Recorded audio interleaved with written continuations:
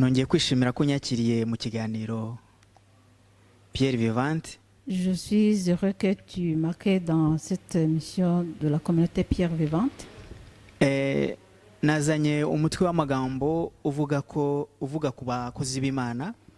J'ai amené le thème de cette émission qui parle sur les serviteurs de Dieu. Impano y'Imana ku muntu w'Imana. Le don de Dieu sur le serviteur de Dieu. Nicyo kiganiro cy'uyu munsi, niyo sije y'uyu munsi. C'est ça le sujet d'aujourd'hui. Umuntu w'Imana, le serviteur de Dieu, n'impano et son don, ni ibintu bibiri ariko biyoborwa n'umwuka umwe w'Imana. Le serviteur de Dieu et le don, ce sont les deux choses différentes, mais qui est conduit par le Saint-Esprit de Dieu. Iyo maze kwakira Imana, quand je viens de recevoir Dieu en moi, nkitwa umuntu w'Imana, et que je deviens l'homme de Dieu, Imana iba ifite ububasha bwo kunkoresha nk'umukozi wayo. Dieu a la capacité de m'utiliser en tant que son serviteur.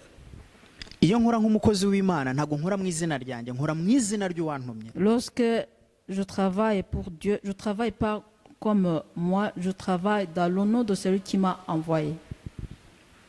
Aho ngaho niho itandukaniro ry'umuntu w'Imana n'impano.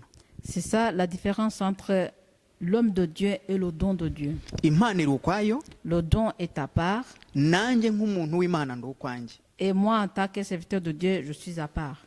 Mu rundi ruhande abantu bose n'ab'Imana nk'uko mbyemera. Dans d'autres mots, tout le monde est un être humain de Dieu comme moi aussi je crois. Ariko batandukanywa nuko bemera Imana. Mais ce qui est différent, c'est leur façon de croire en Dieu. Iyi Imana intumye ntago ngenda nkanjye, ngenda nk'umuntu utumwe n'Imana. Lorsque Dieu m'envoie, je ne pars pas en tant que moi, je pars en tant que celui qui est envoyé par Dieu. Niyo mpamvu agakiza nta kintu gapfana n'impano. C'est pourquoi le salut n'a rien à voir avec le don. Ni ibintu bibiri bitandukanye. Ce sont les deux choses différentes. Nubwo niswe umuntu w'Imana, même si je suis l'homme de Dieu, nanjye ndashaka ubugingo nk'umuntu w'Imana. Moi aussi j'ai besoin de la vie éternelle en tant que l'homme de Dieu. Kandi ndashaka impinduka. Murakoze cyane mukozi w'Imana kudusobanurira itandukanizo riri hagati y'impano y'Imana n'umukozi w'Imana. Mfite ikibazo kimwe nshaka kukubaza. Akenshi nakunze kumva umukozi w'Imana yagiye kugusengera ngo hari amafaranga utanga ukayaha umuntu kugira ngo agusengere. Ibyo bintu bimeze bite? Birakwiye ko umuntu ayakagombye gutanga amafaranga kugira ngo asengerwe? Eske ukoresha iyo mpano y'Imana gusengera abantu, birakwiye ko umuntu akoresha impano y'Imana kuyicuruza? Ni ikibazo nari mfite yagira ngo nkubaze. Urakoze. Pasteur, moi j'ai entendu que souvent il y a des personnes qui demandent un service à un serviteur de Dieu de prier pour eux, et les serviteurs de Dieu demandent l'argent pour qu'on prie pour eux. Est-ce que c'est vraiment juste en tant que serviteur de Dieu? Murakoze kumbaza icyo kibazo. Je vous remercie de m'avoir demandé cette question. Umukozi w'Imana, le serviteur de Dieu, iyo atumwe n'Imana, lorsqu'il est envoyé par Dieu, nta kindi agomba gukora uretse gukora icyo Imana yamutumye. Il ne doit pas faire autre chose que de faire l'œuvre de Dieu. Kandi Imana ntishobora kugutuma ngo ugende ujye kusengera uriya muntu umubwira guha amafaranga unzanire. Et Dieu ne peut pas t'envoyer et il te dit va demander à la personne là de me donner l'argent et tu m'amènes. Iyo rero aje akakubwira ngo atumwe n'Imana ariko akakwaka amafaranga, lorsqu'il vient et qu'il te dit il est envoyé par Dieu et il commence à te demander l'argent, ntabwo ari umuntu w'Imana. C'est pas un serviteur de Dieu. Kuko Imana ntikennye. Parce que Dieu n'est pas pauvre. kugeza ubwo noneho ikoresha abantu bayo kwiba abantu bayo n'ubundi ntabwo bishoboka. Dieu n'est pas pauvre de façon qu'il peut t'envoyer d'aller aider les gens et voler ces gens-là. ntabwo C'est byakunda, impossible. ntabwo Imana ishobora gukora gutyo. Dieu ne peut pas faire les choses comme ça. Umuntu wese ukubwira ngo akoreshwa n'Imana cyangwa se ayoborwa n'umwuka w'Imana akakwaka amafaranga ntabwo ari umuntu w'Imana, uwo ni umupfumu. Chaque personne qui te dit qu'il est envoyé par Dieu et il commence à te demander l'argent, là, ce n'est plus un serviteur de Dieu, c'est un marabout. Kuko ijambo ry'Imana avuga ngo mwaherewe ubuntu mutangire ubundi. Parce que la parole de Dieu dit que vous avez reçu gratuitement, il faut donner gratuitement. Sinzi nimba musubijwe ku kibazo cyanyu. Je ne sais pas si je vous ai bien répondu sur votre question. ndacyafite ibindi bibazo nka bibiri nshaka kubaza. Iyo mpano umukozi w'Imana yahawe, uko byumvikanye numvise yuko atari iye. Niba akoresheje iyo mpano bishatse kuvuga ko reka mbivuge muri aya magambo, bivuga ko yibye, bivuga ko ari umujura. Kuba akoresha iyo mpano y'Imana gutyo, hari icyo bizagabanya kuri iyo mpano cyangwa hari indi ngaruka nawe byamugirira? Icyo ni ikibazo cya mbere. Icya kabiri kiravuga kiti umuntu aramutse akunze uko wamusengeye akaguha nk'amafaranga se, akaguha impano, akaba yagira ikindi kintu aguha wamusengeye, byakwitwa ikiguzi? Urakoze cyane. J'ai deux questions à te poser. Si le serviteur de Dieu va prier pour la personne et il utilise le don de Dieu qu'il a reçu et il te demande de l'argent, est-ce qu'on peut dire que le don, est-ce qu'il y a quelque chose qui va changer sur son don qu'il a reçu ou bien il n'y a pas? Et une autre question, supposons que le serviteur de Dieu a prié pour quelqu'un et la personne est contente. Est-ce que si la personne décide de bénir ce serviteur de Dieu et lui donne par exemple l'argent ou autre cadeau, est-ce qu'on peut considérer ça comme un prix? Merci. Murakoze, ndabasubiza mu buryo butatu. Je vais vous répondre dans 3 manières. Impano y'Imana ntigurishwa. Le don de Dieu n'est pas à vendre. Ndongera mbisubiremo ko umuntu w'Imana nakubwira yuko kugira ngo agusengere kuko akamafaranga, uwo nguwo ntumufate nk'umuntu w'Imana, yavangiwe deja. Je répète encore, si le serviteur de Dieu il va prier pour toi et il te demande de l'argent, là il ne faut pas le considérer comme un homme de Dieu, non. Kuko Imana ntibereyeho gukomeretsa imitima yacu, ibereyeho gukiza imitima yacu. Parce que notre Dieu n'est pas là pour blesser nos cœurs, il est là pour restaurer nos cœurs. Uwo nguwo ntabwo nge mukonsidera nk'umuntu w'Imana. Donc cet homme de Dieu là, je ne le considère pas en tant que l'homme de Dieu, non. Nta nubwo mukonsidera nk'umuntu ufite impano y'Imana. Je ne le considère même pas comme quelqu'un qui a le don de Dieu. Kuko impano y'Imana ni ubuntu. Iyo ubaye umukozi w'Imana ukora bénévolat. Donc quand tu deviens un serviteur de Dieu, tu travailles bénévolement. Nta nyungu ukeneye ku bantu. Tu n'as pas besoin des intérêts à travers les gens. Tu n'as pas besoin de récompense. Ukeneye igihembo giturutse ku Mana. Tu n'as besoin que la récompense qui vient de Dieu. Icya kabiri. Deuxième chose. Umuntu w'Imana, l'homme de Dieu, ashobora gukora igikorwa cyiza cy'Imana. Il peut faire une œuvre caritative de Dieu. Ukamwishimira. Et tu es content de lui. Ukishimira Imana. Et tu es content de Dieu. Ukishimira présence ye n'umwanya we. Et tu es content de sa présence et le temps qu'il a pris pour toi. Ukamuhesha umugisha. Et tu lui bénis. ushobora kumuha kado iyo ari yo yose, sinavuga ngo uramuha kado ikiguzi iki n'iki, ni uburenganzira bwawe. Tu peux choisir le cadeau que tu peux lui donner. ufite yaje gukorera umugisha kuri wowe. Au fait, il est venu te rendre service pour une bénédiction qui va aller à lui. kuko ubundi umukozi w'Imana yizera guhembwa n'Imana, ntabwo yizera guhembwa n'umuntu. Parce que le serviteur de Dieu, il doit avoir confiance à Dieu que c'est Dieu qui va le récompenser. ariko iyo utekereje ukumva hari ikintu ugomba kumukorera, Mais si tu réfléchis, tu penses que tu peux faire un geste pour lui bénir, uwo ni umugisha ukoreye ku mukozi ça c'est w'Imana. une bénédiction que tu lui donnes. Ntabwo azanga kwakira umugisha umuhaye. Il ne va pas refuser de recevoir la bénédiction que tu as donnée. aho nta kosa azaba akoze, Là, il n'y aura pas d'erreur qu'il a azaba commis. ahawe umugisha n'umuntu w'Imana. Parce qu'il va être béni par la personne de Dieu aussi. uwo ni wa wundi rero waje mu izina ry'Imana, Ça, c'est quelqu'un qui est venu dans le nom de Dieu. ntabwo yaje asaba, Il n'est pas venu pour demander. yaje aguha ubutumwa bwiza Il bw'Imana, est venu pour te prêcher la parole de Dieu. yaje agusengera mu izina Il est ry'Uwiteka. venu pour prier pour toi. umuntu Au nom w'Imana de ni uwo. Jésus. Donc, c'est un homme de Dieu. kandi nutagira n'icyo umuha, Même si tu ne lui donnes pas quelque chose, aragenda ari umuntu w'Imana il part en tant que l'homme de Dieu, nk'uko yaje. comme il est venu. bivuga ngo nta kiguzi na kimwe duha umuntu w'Imana, Ce qui veut dire qu'il n'y a pas de prix qu'on peut donner à un serviteur de kandi Dieu. nawe si itegeko kugira ikintu uha umuntu w'Imana. Et toi aussi, tu n'es pas obligé de donner quelque chose à un serviteur de Dieu. Ndongera ngaruka ku cya gatatu rero nakubwiye. Alors, j'arrive à la troisième chose que je t'ai dit.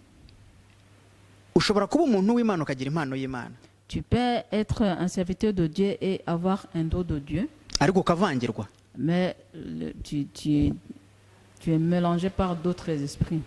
iyo uvangiwe rero niho handi utangira kugenda wakabana amafaranga, abantu bo bakomeza kukubona muri ya mpano y'Imana wari ufite ariko utakiyifite mu by'ukuri, itakikurimo mu by'ukuri, utagikora muri wowe. Lorsque tu es mélangé par d'autres esprits, c'est là où tu commences à demander l'argent aux personnes en utilisant le don de Dieu, mais en réalité, tu n'as plus le don de Dieu qui est en toi. Reka mbahe umurongo umwe muri Bibiliya, Je vais vous donner un verset dans la Bible. mu Bakolosaye, On va aller aux Colossiens. Abakolosaye, no pardon, Abafilipi, On va aller aux Philippiens, pardon.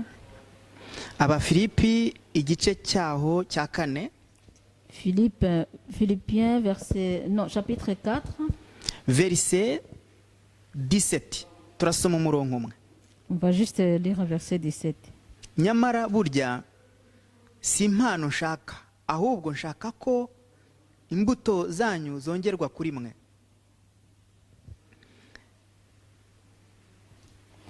Ce n'est pas ce que je recherche les dons, mais je recherche le fruit qui abonde pour votre compte. Amen.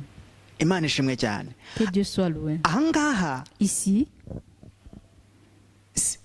Imana iri gushaka ko umukozi w'Imana imbuto ze zimugaragaraho, imbuto z'Imana zimugaragaraho. ici, Dieu veut que les fruits du serviteur de Dieu apparaissent sur lui. Imana ni gutuma Si Dieu t'envoie, ugomba kugaragaza imbuto z'Imana muri wowe. tu dois faire apparaître les fruits de Dieu qui sont en toi. Niyo mpamvu hano Imana ikuvuga ngo si impano Imana irimo gushaka. C'est pourquoi ici Dieu dit que ce n'est pas les dons qu'il recherche. Imana iri gushaka njyewe mutima wanjye. Il cherche mon cœur. Iri gushaka n'umutima wo ngiye gusengera. Il cherche aussi le cœur de la personne à qui je vais prier pour lui. Irashaka umutima wo ngomba gufasha. Il cherche le cœur de la personne à qui je vais aider. Niyo mpamvu hano iri kutubwira ngo si impano ndimo gushaka. C'est pourquoi ici Dieu dit que ce n'est pas les dons qu'il recherche. Niyo mpamvu impano si yawe. C'est pourquoi le don de Dieu n'est pas à toi. Impano si umukozi w'Imana. Le don de Dieu, ce n'est pas le don de serviteur de Dieu. Ni impano y'Imana. C'est le don de Dieu. Ahubwo icyawe ni imbuto Mais ce qui est à toi, c'est les fruits. zongerwa ku murimo watumwe n'Imana. C'est des fruits qui abondent sur le travail ou l'œuvre que Dieu t'a envoyé à faire. Imana idufashe cyane. Que Dieu nous aide. Sinzi nimba ikibazo cyanyu Je ngisubije. ne sais pas si j'ai bien répondu à votre question. ariko nkoresheje ijambo ry'Imana, nyuze mu ijambo ry'Imana, mais en utilisant la parole de Dieu, umukozi w'Imana agomba kurangwa n'ukuri n'urukundo. le serviteur de Dieu doit être caractérisé par l'honnêteté et l'amour. Nta muntu w'Imana ugomba kwiba abakristo abantu b'Imana. Il n'y a pas le serviteur de Dieu qui doit voler les chrétiens de Dieu. Imana dusenga ntabwo kennye ku buryo ijya kwaka abantu amafaranga. Dieu que nous prions n'est pas celui qui est pauvre et qui doit aller demander l'argent aux gens.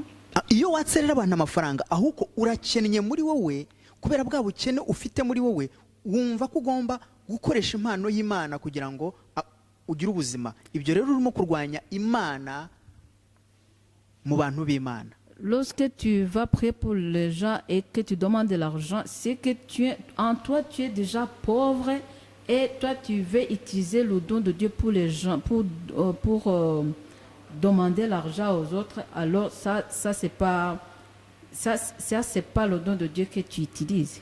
Nuvuga ngo uri kwibeshya ko ufite impano y'Imana ariko ntayo ufite. C'est-à-dire que tu es en train de se mentir, que tu te trompes, que tu as le don de Dieu mais tu n'en as pas. Kuko impano y'Imana nishobora kukubwira ngo genda usaba abantu amafaranga. Parce que le don de Dieu ne peut pas te dire d'aller demander l'argent aux personnes. Ntabwo haba harimo ukuri. Là, c'est pas l'honnêteté. urakoze cyane mukozi w'Imana kudusobanurira. Rero bene data, mwumvise ibibazo nkomeje kubaza umukozi w'Imana.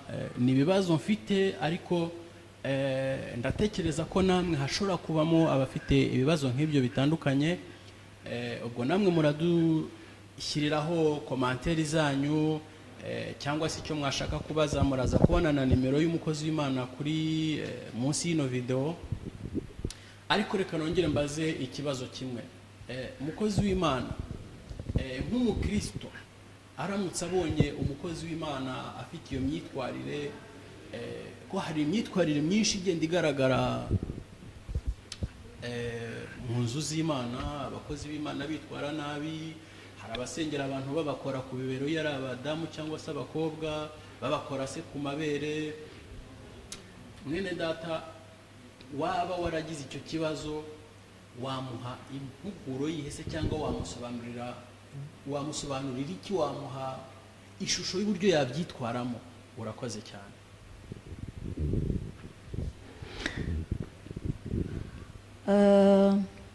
Chers auditeurs qui nous écoutent, moi c'est ça les questions que je pose au pasteur, mais je pense que vous aussi vous avez les questions que vous pouvez lui poser.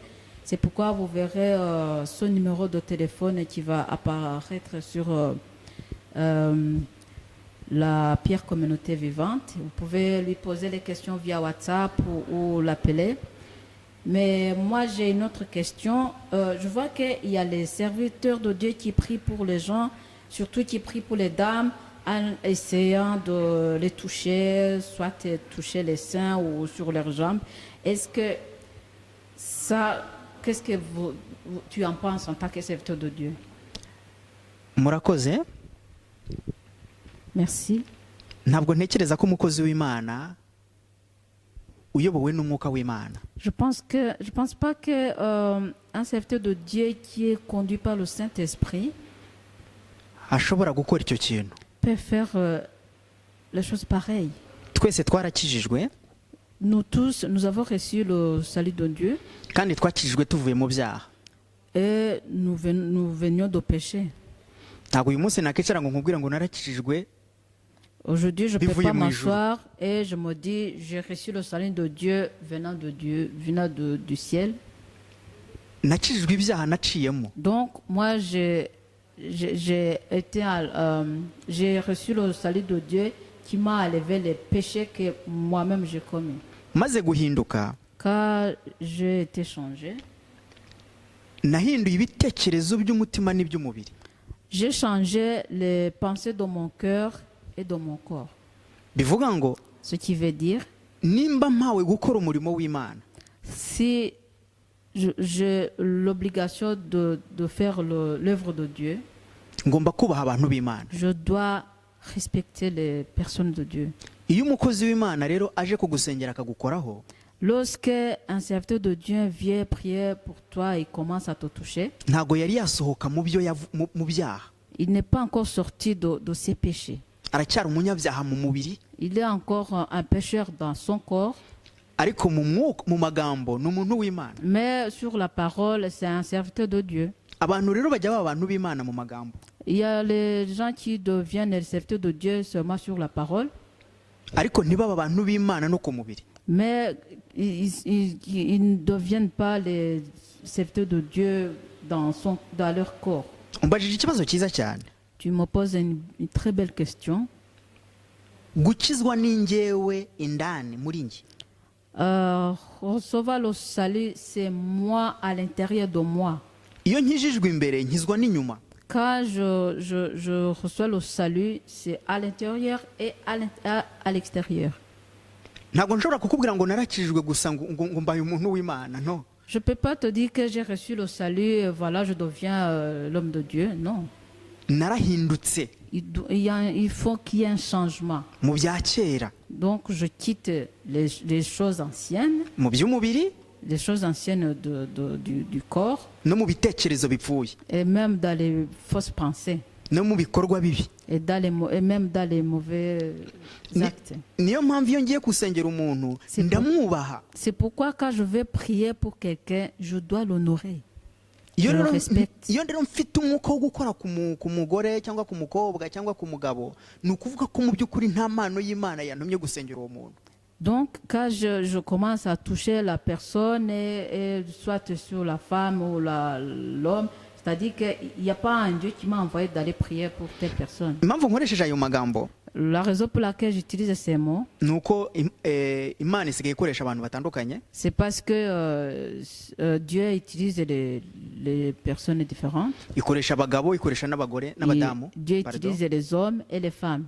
Niyo mpamvu nkoresheje ngo iyo wiswe umuntu w'Imana uri umudamu cyangwa se uri umugabo, ntabwo ugomba gukora ku muntu mu buryo bushobora gukurura irari ku buzima bwawe cyangwa se bw'uwo muntu. C'est-à-dire que quand tu vas prier, quand tu deviens un serviteur de Dieu ou une servante de Dieu et que tu vas prier pour telle personne, il ne faut pas commencer à la toucher parce que quand tu commences à la toucher, ça peut te faire revenir une envie l'envie de ton corps, et ça, c'est pas bien.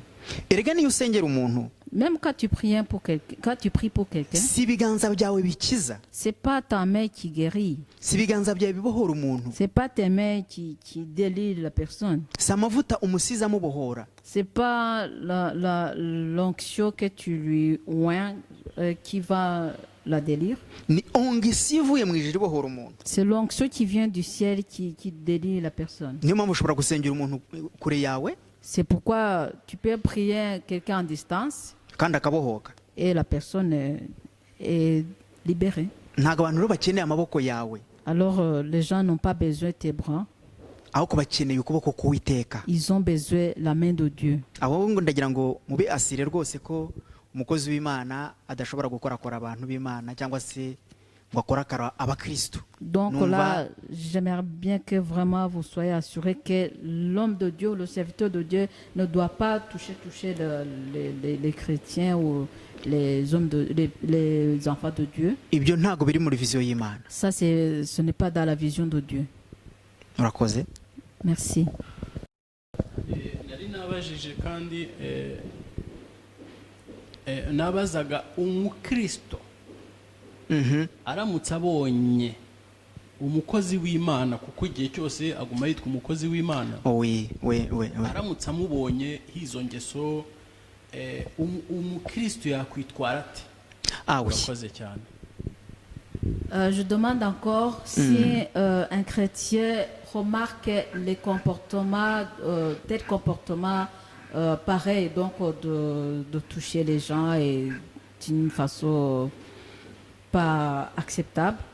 Pour moi, il remarque sur ça, sur le serviteur, comment le chrétien peut se comporter à ce moment-là. Merci.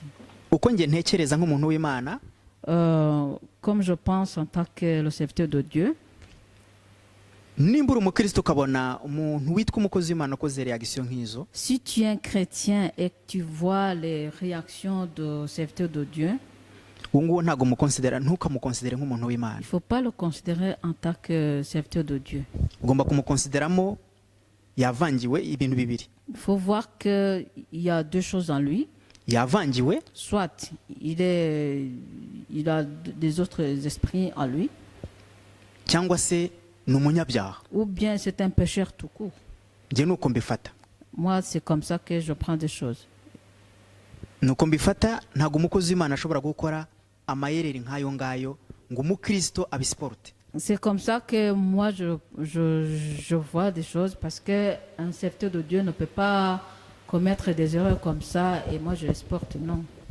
Ndagira ngo hano rwose mu byitondere, J'aimerais bien que vous faisiez vraiment attention munatinye cyane abakozi b'Imana bitwara batyo, et que vous méfiez vraiment les serviteurs de Dieu qui se comportent de telle façon. nubona umuntu witwara gutyo ntabwo aperezanta Imana. Si tu vois quelqu'un qui se comporte comme ça, il ne représente pas Dieu.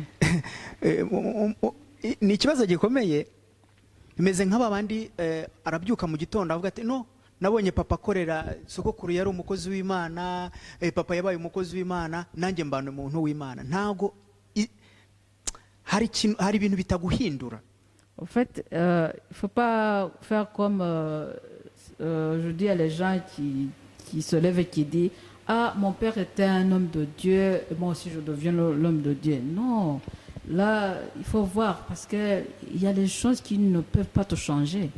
Ntabwo uhindurwa nuko so yabaye umukozi w'Imana. Tu n'es pas être changé parce que ton père était l'homme de Dieu ou le serviteur de Dieu. none unabihita bikugira umuntu Et w'Imana. toi, tu deviens aussi l'homme de Dieu. No, Non. kuba umuntu w'Imana ni ku giti cyawe. Être le serviteur de personnel. Dieu ou l'homme de Dieu, c'est vraiment personnel. Ça vient de soi. Suruse ni ku Mana, uyikura ku Mana gusa. Murakoze cyane bakozi b'Imana, dore ko uyu munsi muri babiri hano. Reka nongere nkubaze ikibazo. Hari imvugo nkunda kumva, imvugo ikunda kuvuga ngo nk'aba bakozi b'Imana nyine bagwa muri ibyo byaha nk'ibyo, ariko ugasanga abakristo bari kuvuga abakristo babo, ugasanga bari kuvuga ngo ni umuntu ngo yambaye umubiri, jye numva ko ari nko kubiha intebe, cyangwa ni ukubiha intebe, ni ukubisasira ngo umuntu yambaye umubiri, bikaba byakumvikanisha ko kuba yagira imyitwarire nk'iyo ke byaba ari na ngombwa. Umukozi w'Imana wowe urabivugaho iki? Urakoze. J'ai une autre question. J'entends souvent les chrétiens qui remarquent les comportements de tels serviteurs qui se comportent comme ça en touchant les hommes ou les femmes. Et les chrétiens commencent à le défendre en disant non, c'est normal, il porte aussi la chair. Donc les chrétiens commencent à lui donner la raison et les choses deviennent habituelles. Est-ce que toi, qu'est-ce que tu en penses? Imana ibahe umugisha. Mbere yuko tugira icyo tubivugaho, Que Dieu vous bénisse. Avant de parler sur ça, reka tujye mu gitabo cy'Abaroma on va aller au Romains, mu gice cya 12, Romains chapitre 12.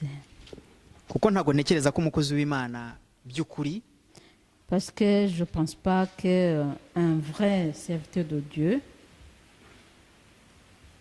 yakoresha peut utiliser izina ry'Imana mu mafuti. le nom de Dieu dans les choses qui ne sont pas acceptables. Reka dusome mu gice cya 2, Abaroma igice cya 2 cya 12, 12. Turasoma ku murongo wa 5.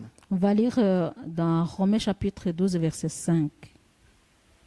Natwe niko turi, kuko turi benshi nyamara turi umubiri umwe muri Kristo.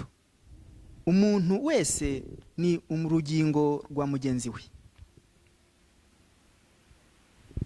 Car nous avons plusieurs membres dans un seul corps et que tous les membres n'ont pas la même fonction.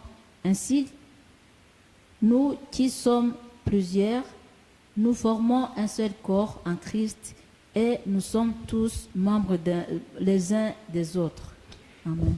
Iyo ndi umuntu w'Imana, Lorsque je suis un serviteur de Dieu iyo mpamagaye nk'umuntu w'Imana, et que tu m'appelles en tant que l'homme de Dieu, ni ingingo ebyiri za Kristo. ce sont les deux membres du Christ.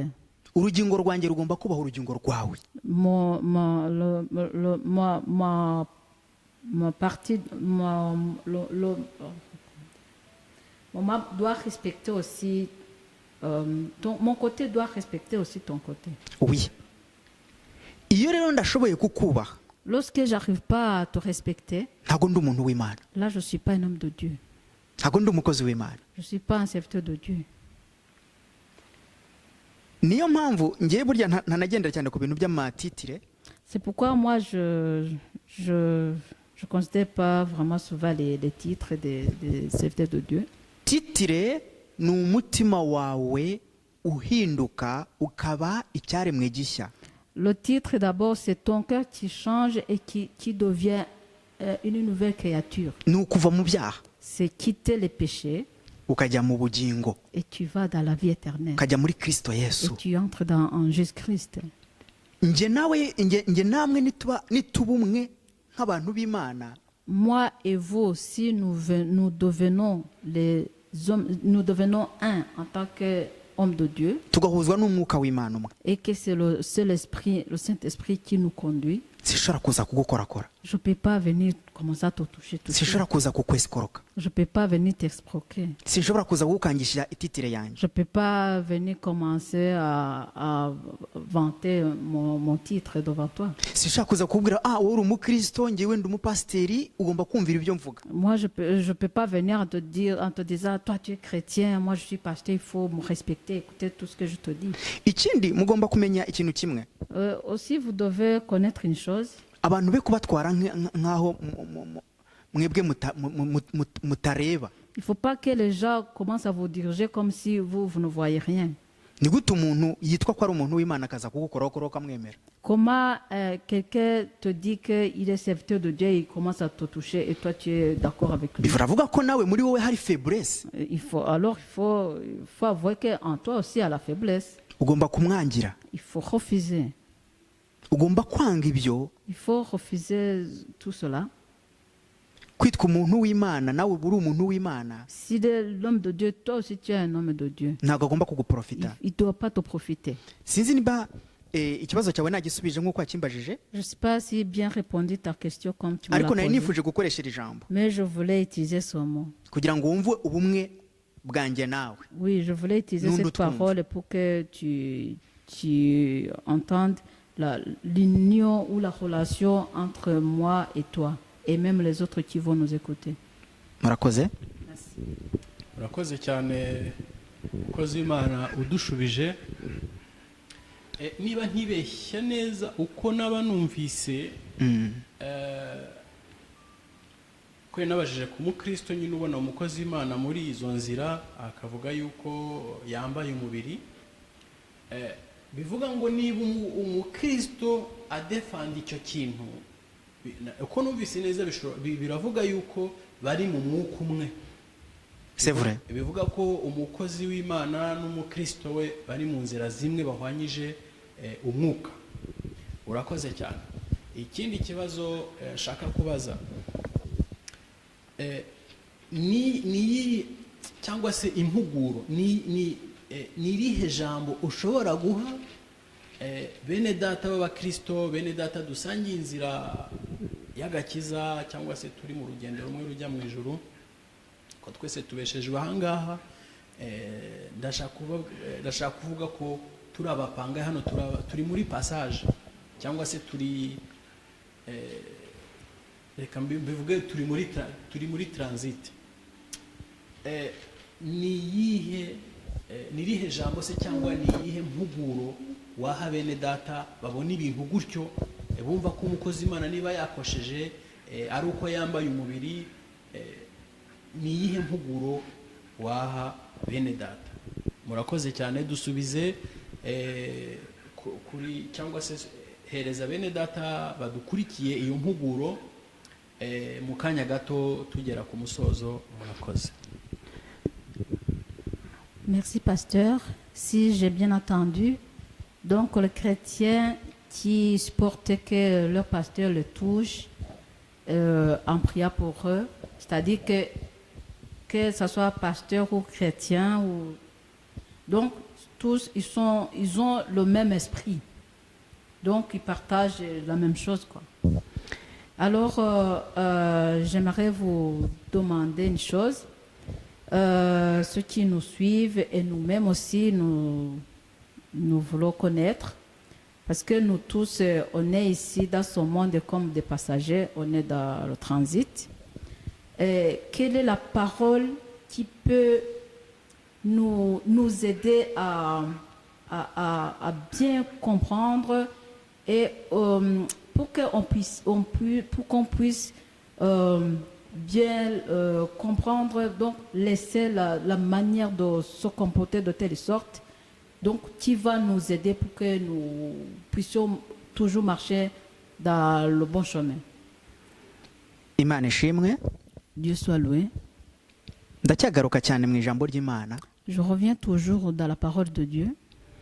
Ibyo nari ndi kubabwira, Ce que je vous parlais, nongere nsubiremo. je vais encore répéter. Umuntu w'Imana ntago arangwa n'izina. L'homme de Dieu ou le serviteur de Dieu, c'est pas son nom qui le caractérise. Umuntu arangwa n'ibikorwa by'Imana muri we. Donc l'homme de Dieu est caractérisé par les œuvres de Dieu en lui. Iyo ubaye umuntu w'Imana ukemera undi muntu kugukoraho kandi nawe yitwa umuntu w'Imana, Lorsque tu deviens l'homme de Dieu et tu acceptes que quelqu'un d'autre te touche aussi, alors que lui aussi il est l'homme de Dieu, ndahamanya n'Imana nawe ubwawe namwe je suis d'accord avec Dieu et vous-même aussi, ko baba bari mu mwuka umwe iyo babyemeye. qu'ils sont dans le même esprit lorsque les deux sont d'accord. Kuko umwuka w'Imana ntajya avangirwa atyo. Parce que l'esprit de Dieu n'est pas vagabond comme ça. Reka mbahe urugero. Je vais vous donner l'exemple. Uyu munsi ikintu kirimo gukanga abantu Aujourd'hui, quelque chose qui fait peur aux gens, ni ibintu bitatu. ce sont trois choses. Icyubahiro, La gloire, amatitire, les titres no gukunda amafaranga. et aimer l'argent. Noneho ikindi kintu cya kane nongeraho, La quatrième chose que j'ajoute, abantu bafata umurimo w'Imana nk'umurage bahawe na basekuru. les gens prennent l'œuvre de Dieu comme si c'est l'héritage qu'ils ont reçu de leurs grands-parents. Ntabwo ariko bimeze. C'est pas comme ça. Umurimo w'Imana L'œuvre de Dieu, uhabwa n'Imana ubwayo. c'est Dieu lui-même qui te le donne. Ntabwo ari so uguha, C'est pas ton père qui te le donne. ntabwo ari mama wawe, C'est pas ta maman. ni umutima wawe. C'est ton cœur. Cyangwa ndakumva abantu benshi bavuga ngo ngurumva ngo njyewe ngo ndi umuntu w'Imana kubera ko sogokuru yabaye umuntu w'Imana, nanjye nawe data aba umuntu w'Imana, nanjye ndi umuntu w'Imana uyu munsi. J'entends souvent les gens parlent que oui, je suis l'homme de Dieu parce que mon père était l'homme de Dieu ou bien mon grand-père était l'homme de Dieu. Non, c'est pas comme ça. Ça vient de Dieu, ça vient pas de tes parents ou tes grands-parents. Agakiza ni nge ngashaka. Le salut, c'est moi qui le cherche. Impano y'Imana ni ubuntu Imana yinshyiriramo. Le don de Dieu, c'est Dieu qui te le donne gratuitement. Iyo Imana impaye impano, Lorsque mba mbaye Dieu- nk'umufagiteri urivura amaretere mu ngo z'abantu. Lorsque Dieu me donne un don, je deviens comme un facteur qui fait la livraison des courriers dans les maisons différentes, Reka turebe dans mu les ijambo boîtes aux lettres. reka turebe mu ijambo ry'Imana Nous allons voir dans la parole de Dieu. turasubira mu baroma On va revenir mu gice cya au 12 Romains, chapitre 12. turasoma ku murongo turasoma imirongo 2 gusa. Nous allons lire 2 versets seulement.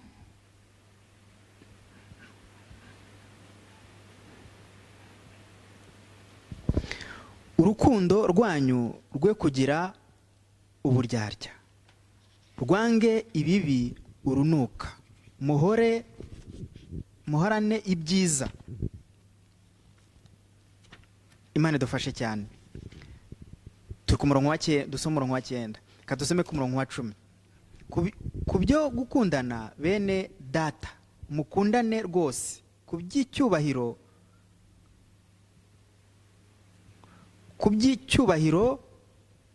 uhore umuntu wese ashyire imbere mugenzi we. Imana idufashe. 9:10. Que la charité soit sans hypocrisie. Ayez le mal en honneur. Attachez-vous fortement au bien. Par amour fraternel, soyez pleins d'affection les uns pour les autres. Par honneur, usez de prévenance réciproque. Amen. Imana ishimwe cyane. Que Dieu soit loué. Umuntu w'Imana ntashobora kugira uburyarya ku muntu w'Imana. L'homme de Dieu ne peut pas avoir la malignité sur l'autre, l'homme de Dieu. Umuntu w'Imana ntashobora kuzana umuvumo ku muntu w'Imana. L'homme de Dieu ne peut pas amener la malédiction sur l'autre homme de Dieu. Umuntu w'Imana agomba gushyira mugenzi w'imbere. L'homme de Dieu doit mettre devant l'autre homme de Dieu. Ahubwo tugomba kwibaza nimba ntari kugushyira imbere ni iki kiri hagati yanjye nawe. Alors on peut se demander si moi je ne te mets pas devant moi ou bien je ne te fais pas avancer, qu'est-ce qu'il y a entre moi et toi? Aho ngaho ndagira ngo utekereze neza. Là, j'aimerais bien que tu réfléchisses. Atari uko nibaza yuko udatekereza. Pas parce que je me demande pas que tu ne réfléchis pas. Ahubwo ndagira ngo urebe za reaction zose abantu bakora imbere yawe. J'aimerais bien que tu regardes les différentes réactions que les gens manifestent devant toi. Umuntu w'Imana arangwa n'ibi ngibi, umuntu w'Imana akora gutya, umuntu w'Imana yitwara gutya. L'homme de Dieu est caractérisé par ceci, l'homme de Dieu fait cela. Donc il faut voir. Njyewe nimba ndi umuntu w'Imana, Si moi je suis l'homme de Dieu nawe ukaba umuntu et w'Imana, que toi aussi tu es l'homme de Dieu, umugisha wanjye n'umugisha wawe. ma bénédiction est ta bénédiction. Ibibazo byawe ni ibibazo byanjye. Tes problèmes, c'est aussi mes problèmes. Kuko data n'umwe. Parce que notre Père est le seul et le même. Mbere yo kugusohora mu bibazo, Avant que je te sorte de tes problèmes, ntago mbere yo kukongerera ibibazo. je ne suis pas là pour t'ajouter d'abord les problèmes. Ufite abantu b'Imana bameze nka kiriya gihe abisirayeli bajya kurwana ngo umuyobozi yazamuye amaboko bakamufata amaboko kugira ngo badatsindwa. Donc les hommes de Dieu ils doivent être comme, vous vous rappelez quand les Israélites allaient sur le champ de bataille, le commandant, si je peux dire, il montait les bras pour que les autres, ses camarades, ne puissent pas être abattus. Nanjye rero iyo niswe umuntu w'Imana ukaba umuntu w'Imana nje kugufata kugira ngo tudatsindwa. Alors moi aussi, quand je suis l'homme de Dieu, que toi aussi tu es l'homme de Dieu, je viens pour t'ostonner pour qu'on ne soit pas tombé dans des problèmes. Nasanze ikintu kidukomereye. J'ai remarqué que quelque chose qui est difficile pour nous. Amafaranga yatwambuye ubumuntu, yatwambuye ikote ryo, yatwambuye umwambaro wo kubaha Imana n'abantu. Donc j'ai remarqué que l'argent nous a enlevé l'habit ou le vêtement ou le costume de respecter les gens et honorer Dieu aussi. Abantu basigaye bakunda amafaranga kuruta uko bakunda Imana n'abantu. Les gens aiment bien l'argent plus qu'ils aiment Dieu et les autres aussi. Njyewe iyo nkubonye nk'umukozi w'Imana ukunda amafaranga kuruta ibindi bintu ndagutinya. Moi, quand je remarque que tu aimes, en tant qu'homme de Dieu, tu aimes beaucoup d'argent plus qu'autre chose, là, j'ai peur de toi. impamvu ngutinya ni iyihe? La raison pour laquelle j'ai peur de toi, ntitwibagirwe ko amafaranga ni igikoresho cyakoreshejwe ibibi kuva kera. il ne faut pas oublier que l'argent, c'est un instrument qu'on a utilisé depuis longtemps dans les mauvaises choses. na Yesu kugira ngo ajyanwe ku musaraba hakoreshejwe ifaranga. Même pour qu'on amène Jésus à la croix, c'est l'argent qu'on a utilisé, nubwo byari inzira. même si c'était le chemin. ni nayo mpamvu uyu munsi umugore n'umugabo ntimwumvikana kubera amafaranga. C'est pourquoi aujourd'hui, le mari et la femme, ils ne se comprennent pas bien, ils ne s'entendent pas bien à cause de l'argent. abavandimwe ntimwumvikana kubera Les amafaranga. frères et sœurs ne se comprennent pas bien ou ne s'entendent pas bien à cause de l'argent. abantu murasenya umurimo w'Imana kubera amafaranga. Les gens détruisent l'œuvre de Dieu à cause de l'argent.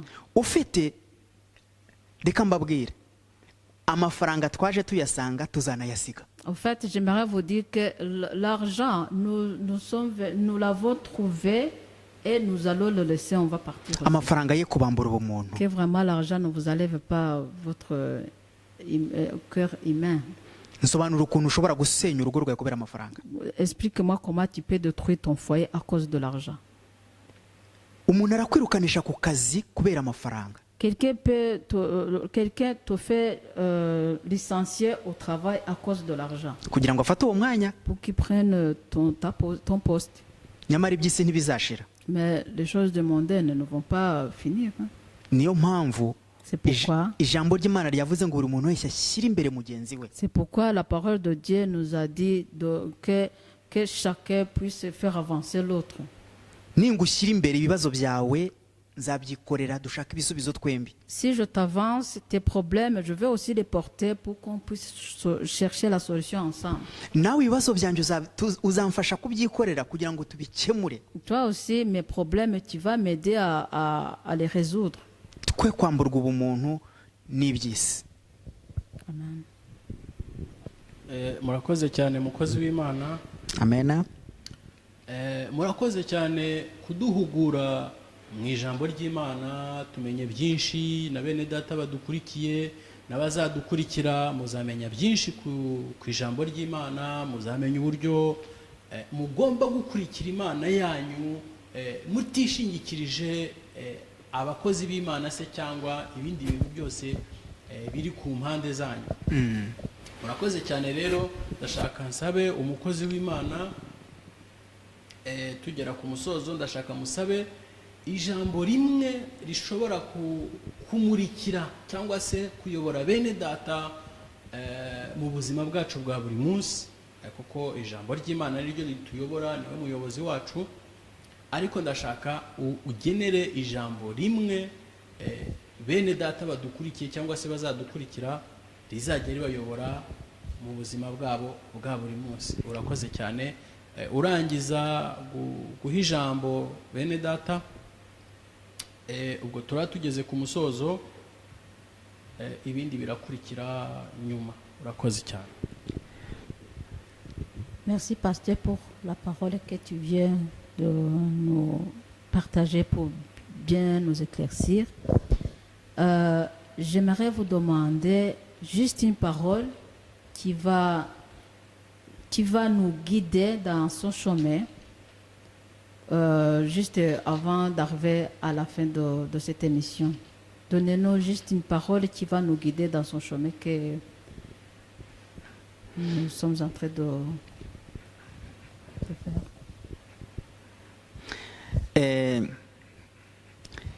ijambo numva naha abantu badukurikiye. La parole que je peux donner aux gens qui nous suivent, ndagira ngo mbasabe ngo ntimugeneralize j'aimerais vous demander de ne pas généraliser, abakozi b'Imana, de ne pas généraliser les serviteurs de Dieu. nk'uko ijambo ry'Imana ribivuga. Comme la parole de Dieu nous dit, Eliya yari agiye abwira Yesu aravuga ngo hari ibihumbi 7 ngo abantu bose ngo abahanuzi bose bapfuye ngo niwe wasigaye. Élie est allé à Dieu lui a dit que ces prophètes sont morts et que c'est Élie qui est juste resté seul. ariko aramubwira ngo hari ibihumbi 7 n'ibikiye bitarapfukamira Bayali. Mais Dieu lui a répondu qu'il y a 7000 personnes que Dieu a préservées qui n'ont pas encore agenouillé devant Bayard.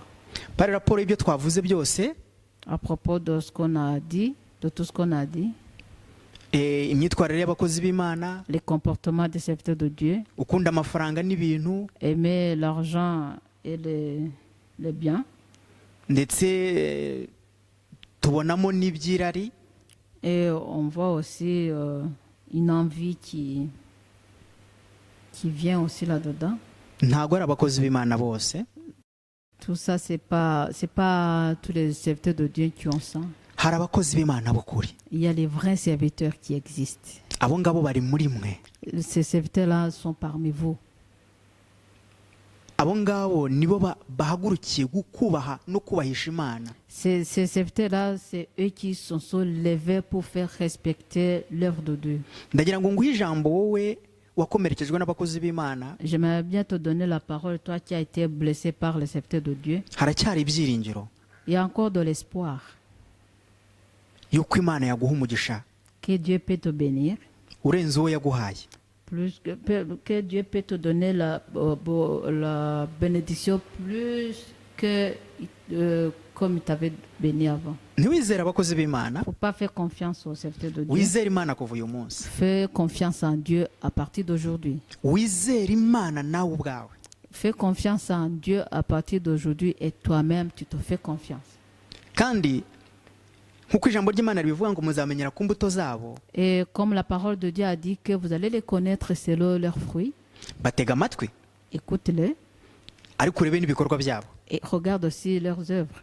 Ibikorwa byabo nibitakufasha, Si leurs œuvres ou leurs actes ne t'édifient pas, ntabwo uwo nguwo utagufashije ari we mukozi w'Imana wenyine. c'est pas que la personne là qui t'a pas bien aidé qu'il est le seul serviteur. Non.